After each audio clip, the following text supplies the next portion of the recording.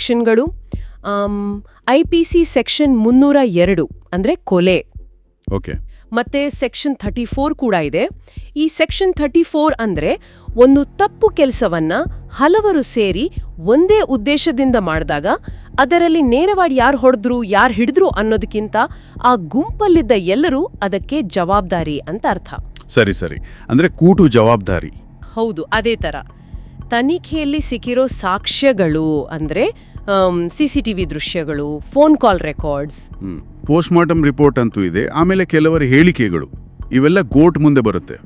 ಇದ್ರ ಜೊತೆಗೆ ಆ ಕೇಸ್ ಮುಚ್ಚಾಕೋಕೆ ಪ್ರಯತ್ನ ಮಾಡಿದ್ರು ಅನ್ನೋ ಆರೋಪನೂ ಇತ್ತಲ್ಲ. ಅದು ಹೌದು, ಅದು ಬಹಳ ಗಂಭೀರವಾದ ಆರೋಪ.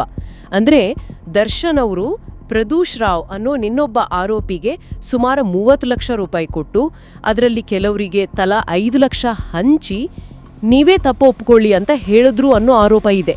ಇದು ನಿಜ ಅಂತ ಸಾಬೀತಾದ್ರೆ ಕೇಸ್ಗೆ ದೊಡ್ಡ ತಿರುವು ಸಿಗುತ್ತೆ. ನಿಜ. ಆಮೇಲೆ ಶುರುವಾಗಿದ್ದು ಜಾಮೀನು ಪ್ರಕ್ರಿಯೆ. ಅಕ್ಟೋಬರ್ 30, 2024ಕ್ಕೆ ಕರ್ನಾಟಕ ಹೈಕೋರ್ಟ್ ದರ್ಶನ್ಗೆ ಮೆಡಿಕಲ್ ಗ್ರೌಂಡ್ಸ್ ಮೇಲೆ 6 ವಾರ ಜಾಮೀನು ಕೊಟ್ಟಿತ್ತು. ಹೌದು, ಅದು ಮಧ್ಯಂತರ ಜಾಮೀನು. ಆಮೇಲೆ ಡಿಸೆಂಬರ್ 13ಕ್ಕೆ ದರ್ಶನ್, ಪವಿತ್ರ ಸೇರಿ 7 ಜನಕ್ಕೆ ರೆಗ್ಯುಲರ್ ಬೇಲ್ ಸಿಕ್ಕಿತ್ತು, ಕೆಲವು ಕಂಡೀಷನ್ಸ್ ಹಾಕಿ. ಆದ್ರೆ ಆ ಬೇಲ್ ಕ್ಯಾನ್ಸಲ್ ಆಯ್ತಲ್ಲ.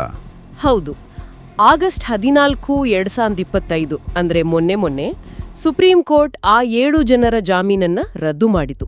ಅದಕ್ಕೆ ಕಾರಣನೂ ಸ್ಪಷ್ಟವಾಗಿ ಹೇಳಿದೆ. ಏನ್ ಕಾರಣ? ಕೊಲೆ ಕೇಸ್ನಲ್ಲಿ ಜಾಮೀನ್ ಕೊಡೋಕೆ ಹೈಕೋರ್ಟು ತನ್ನ ಆದೇಶದಲ್ಲಿ ಸರಿಯಾದ ವಿಶೇಷ ಕಾರಣಗಳನ್ನ ದಾಖಲಿಸಿಲ್ಲ ಅಂತ ಹೇಳಿದೆ. ಅದಕ್ಕಿಂತ ಮುಖ್ಯವಾಗಿ ಆರೋಪಿಗಳು ಪ್ರಭಾವಿಗಳು. ಇವರು ಹೊರಗಿದ್ರೆ ಸಾಕ್ಷಿಗಳ ಮೇಲೆ ಪ್ರಭಾವ ಬೀರ್ಬೋದು, ಸಾಕ್ಷ್ಯ ನಾಶ ಮಾಡ್ಬೋದು ಅನ್ನೋ ಅಪಾಯ ಇದೆ ಅಂತ ಕೋರ್ಟ್ ಹೇಳಿದೆ. ಆ ಕೇಸ್ ಮುಚ್ಚಾಕೋಕೆ ಪ್ರಯತ್ನ